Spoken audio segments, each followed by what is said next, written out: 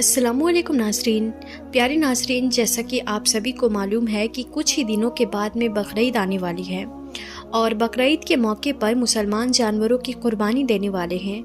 लेकिन जैसे ही बकरीद करीब आती है तो कुछ नासमझ लोग इसको लेकर तरह तरह के सवाल उठाने शुरू कर देते हैं। वो कहते हैं कि मुसलमान बकरीद क्यों मनाते हैं और बेज़ुबान जानवरों की कुर्बानी क्यों देते हैं, इसके पीछे की वजह क्या है। आज की इस वीडियो में हम आपको बकरीद को लेकर पूरी मालूमात देने वाले हैं और आपको बताने वाले हैं कि मुसलमान बकरीद क्यों मनाते हैं और इस दिन जानवरों की कुर्बानी क्यों दी जाती है। इसीलिए आज की ये वीडियो आप सभी के लिए बहुत ही ख़ास है। आप हिंदू हों या मुस्लिम, आप इस वीडियो को ज़रूर देखें और मेहरबानी करके इसे शेयर भी कर दें ताकि बकरीद आने से पहले पहले ये वीडियो और भी लोगों के पास में पहुँच जाए। तो चलिए नाज़रीन, वीडियो को शुरू करते हैं। प्यारे नाज़रीन, जैसा कि आप सभी को मालूम है कि हर त्यौहार को मनाने के पीछे कोई ना कोई वजह या कहानी ज़रूर होती है। उसी तरह से बकरीद को मनाने और कुर्बानी देने के पीछे भी इस्लाम में एक वाक़या है। याद रखें, अल्लाह ताला अपने महबूब बंदों से यानी कि अपने नबी और पैगंबरों से बहुत मोहब्बत किया करता है और वक्त वक्त पर उनका इम्तिहान भी लेता है। इसी तरह से एक बार हज़रत इब्राहीम अलैहिस्सलाम का भी इम्तिहान लिया गया। हज़ारों साल पहले की बात है कि एक रोज़ हज़रत इब्राहीम अलैहिस्सलाम अपने घर में आराम फरमा रहे थे कि उनकी आंख लग गई, यानी कि आप पर नींद गालिब हो गई। तभी आप अलैहिस्सलाम ने अपने ख्वाब में देखा कि अल्लाह ताला आपसे फरमा रहा है कि ए इब्राहीम, आप अपनी सबसे प्यारी और अजीज़ चीज़ को मेरी राह में कुर्बान करो। नाज़रीन, याद रहे, नबियों और पैगंबरों का ख्वाब कभी भी झूठा नहीं हो सकता। इसीलिए हज़रत इब्राहीम अलैहिस्सलाम ने ये ख्वाब सच जाना और अपनी अजीज़ चीज़ को अल्लाह की राह में कुर्बान करने के लिए तैयार हो गए। उस वक्त हज़रत इब्राहीम अलैहिस्सलाम के पास में काफ़ी तादाद में ऊँट हुआ करते थे। इसीलिए सुबह होते ही आपने उन ऊँटों में से 100 ऊँटों की कुर्बानी दे दी, यानी कि 100 ऊँट अल्लाह की राह में कुर्बान कर दिए। मगर फिर जैसे ही दूसरी बार आपकी आंख लगी तो फिर से अल्लाह ताला की तरफ से आवाज़ आई कि ए इब्राहीम, आप अपनी सबसे प्यारी और सबसे अजीज़ चीज़ को मेरी राह में कुर्बान करो।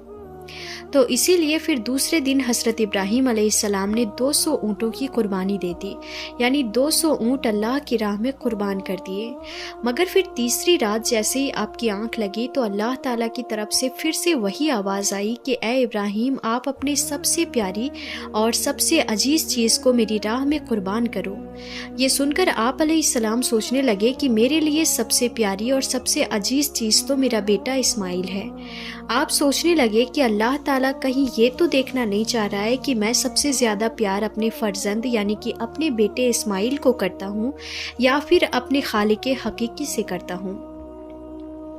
नाज़रीन, हम आपको बता दें कि हज़रत इब्राहीम अलैहिस्सलाम और हज़रत हाजरा का सिर्फ एक ही बेटा था और वो भी काफ़ी दुआ और मन्नत करने के बाद में अल्लाह ताला ने आपको बुढ़ापे की उम्र में अता किया था। इसीलिए हज़रत इब्राहीम अलैहिस्सलाम और हज़रत हाजरा अपने बेटे इस्माइल से बहुत प्यार किया करते थे। मगर जैसे ही आप अलैहिस्सलाम ने अल्लाह का ये हुक्म सुना तो आपने ये इरादा कर लिया कि वो अपने सबसे अजीज़ चीज़ और सबसे प्यारे बेटे इस्माइल को अल्लाह की राह में कुर्बान कर देंगे। इसीलिए फिर दूसरे दिन हज़रत इब्राहीम अलैहिस्सलाम ने अपनी बीवी हज़रत हाजरा से कहा कि ए हाजरा, अपने बेटे को गुस्ल कराओ, नए नए कपड़े पहनाओ और खुशबू लगाकर बिल्कुल दूल्हे की तरह तैयार कर दो। आज हम अपने एक दोस्त के घर दावत पर जा रहे हैं। ये सुनकर आपकी बीवी हज़रत हाजरा बहुत खुश हुई और खुशी खुशी से अपने बेटे हज़रत इस्माइल को तैयार कर दिया। फिर जब हज़रत इब्राहीम अलैहिस्सलाम अपने प्यारे बेटे इस्माइल को लेकर फ़िलिस्तीन से मक्का की तरफ रवाना होने लगे, तभी आपके घर में एक शैतान दाखिल हुआ और वो आपकी बीवी हज़रत हाजरा से कहने लगा कि ए हाजरा, क्या तुम्हें पता भी है कि तुम्हारे प्यारे बेटे को कहाँ पर ले जाया जा रहा है? तुम्हारे बेटे को तुम्हारा शौहर किसी दोस्त के घर दावत पर नहीं ले जा रहा है, बल्कि तुम्हारे प्यारे बेटे इस्माइल को कुर्बानी करने के लिए ले जाया जा रहा है, यानी कि मारने के लिए ले जाया जा रहा है। یہ سن کر حضرت حاجرہ نے کہا میں اپنے ابراہیم کو اچھی طرح سے جانتی ہوں، بھلا ایک باپ اپنے بیٹے کو کیوں مارے گا؟ تو یہ سن کر شیطان نے کہا کہ تمہارے شوہر ابراہیم نے ایک خواب دیکھا ہے جس میں اللہ نے تمہارے پیارے بیٹے اسماعیل کی قربانی مانگی ہے، اسی لیے ابراہیم اس کو قربانی کرنے کے لیے لے جا رہے۔ تو یہ سن کر آپ کی بیوی حضرت حاجرہ فخر سے کہنے لگی کہ اے شیطان، تم پر لعنت ہو، اگر میرا بیٹا اللہ کی راہ میں قربان ہونے کے لیے جا رہا ہے تو میرے لیے اس سے بڑی خوشی کی بات اور کیا ہوگی؟ یہ تو میرا ایک بیٹا ہے، اگر میرے پاس میں ہزاروں اسماعیل بھی ہوتے تو میں خوشی خوشی سے ان کو اللہ کی راہ میں قربان ہونے کے لیے بھیج دیتی۔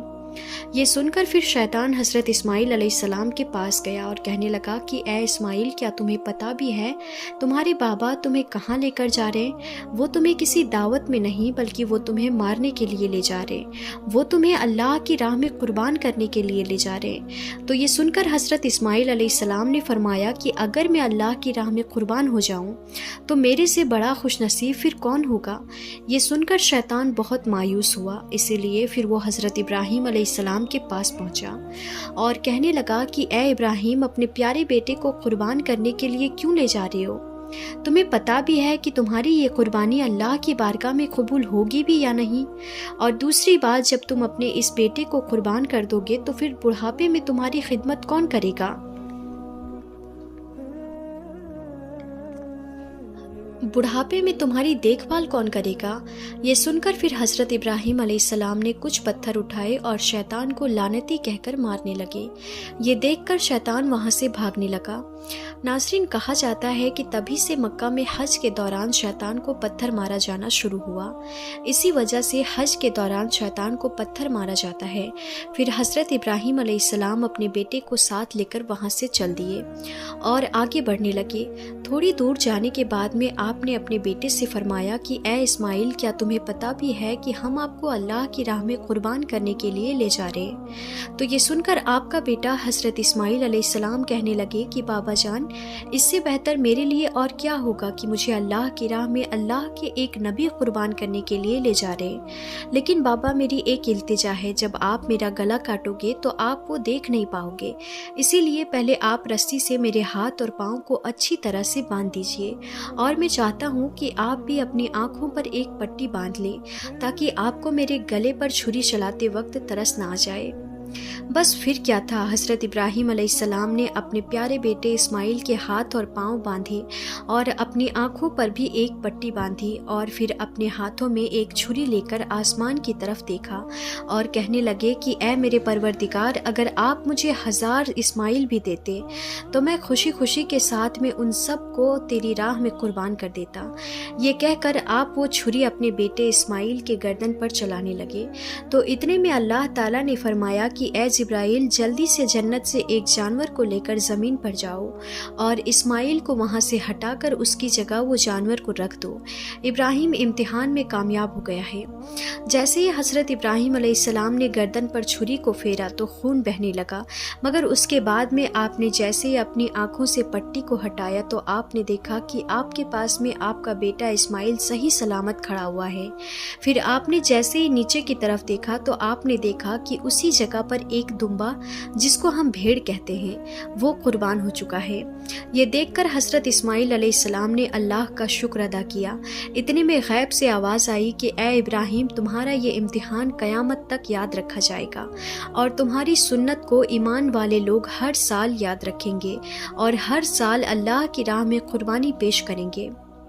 پیارے ناظرین، تبھی سے بقرعید کے موقع پر قربانی کا یہ سلسلہ شروع ہو گیا اور عید کے 2 مہینے 10 دن کے بعد میں بقرعید منایا جانے لگا، جو ہمارے دیش بھارت، پاکستان اور بنگلہ دیش جیسے دیشوں میں بھی 3 دن تک یہ تہوار منایا جاتا ہے، جبکہ غلف دیشوں میں 7 دنوں تک یہ تہوار منایا جاتا ہے، جس میں دمبا، بکرا اور حلال جانوروں کی قربانی دی جاتی ہے۔ یاد رکھیں، قربانی کے گوشت کو 3 حصوں میں بانٹا جاتا ہے۔ پہلا حصہ غریبوں اور مسکینوں میں بانٹا جاتا ہے اور دوسرا حصہ رشتہ داروں میں دیا جاتا ہے اور تیسرا حصہ خود اپنے گھر میں رکھا جاتا ہے۔ تو ناظرین، یہ تھی ہماری آج کی ویڈیو کہ مسلمان قربانی کیوں دیتے ہیں۔ آپ کو یہ ویڈیو کیسی لگی آپ ہمیں کمنٹ میں ضرور بتائیں۔ ہمارے چینل کو لائک، شیئر اور سبسکرائب ضرور کر دیں۔ تو ناظرین، ملتے ہیں پھر کسی نئی ویڈیو میں، تب تک کے لیے خدا حافظ۔